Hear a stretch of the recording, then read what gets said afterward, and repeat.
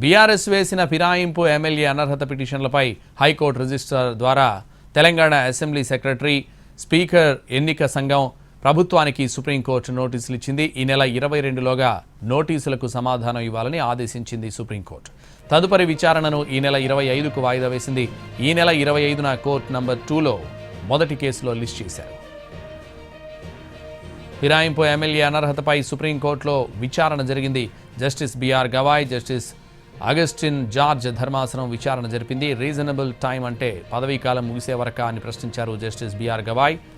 అలా అయితే ప్రజాస్వామ్య విధానాలు ఏం కావాలని క్వశ్చన్ చేశారు. నిర్ణయం తీసుకునేందుకు ఎంత సమయం కావాలో చెప్పాలని అడిగారు.